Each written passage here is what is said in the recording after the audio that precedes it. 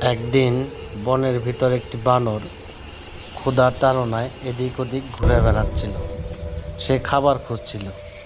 হঠাৎ করে সামনে সে দেখতে পায় একটি কলা বাগান। তাই সে গাছের ডালে ঝুলে, এক ডালে থেকে আরেক ডালে ঝুলে সে সেই কলা বাগানে চলে যায়। কলা বাগানে গিয়ে সে কলা খেতে শুরু করে। অনেক মজা করে কলা খাচ্ছিল।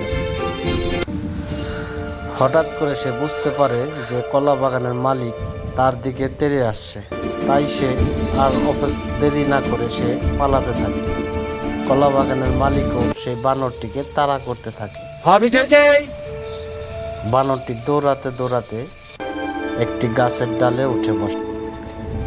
আর বানরটাকে বাগানের মালিক ভয় দেখাতে থাকে যাতে বানরটি চলে যায়। বানরটি চলে না যাওয়াতে সে তার কলা বাগান পরিদর্শনে চলে যায়।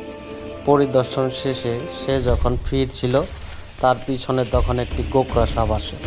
আর গোকরা সাপটিকে বানরটি দেখে তাকে আঘাত করে। আঘাত পেয়ে সাপটি ফোঁস করে। বাগানের মালিক আর বানরটি মিলে সেই সাপটিকে বেধড়ক মারধর করে তাকে আহত করে দেয়।